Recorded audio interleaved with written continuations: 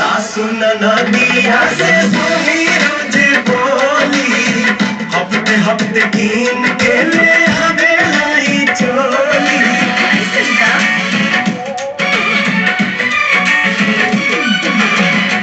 सासु नदिया से सुनी रोज बोली, हफ्ते हफ्ते कीन के ले आवे लाई चोली।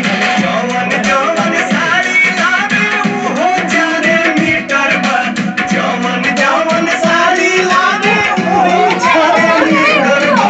हाय हो दादा कैसन पिया के चली तरवा, हाय हो दादा कैसन पिया के चली तरवा।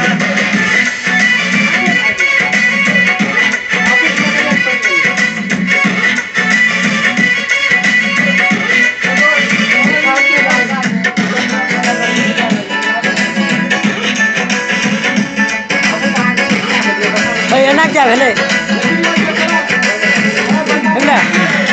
सुतहुन देवे ही तो रात भर जगावेला, आगे अकबारी हमके हरे दम दबावेला।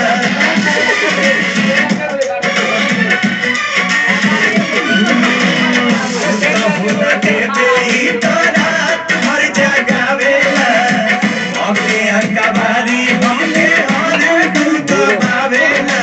लागता कि देही हम पीट करा हीटर बा, लागता कि देही हम पीट करा हीटर बा। हाय हो दादा कैसन पिया के चली तरवा, हाय हो दादा कैसन पिया के चली तरवा।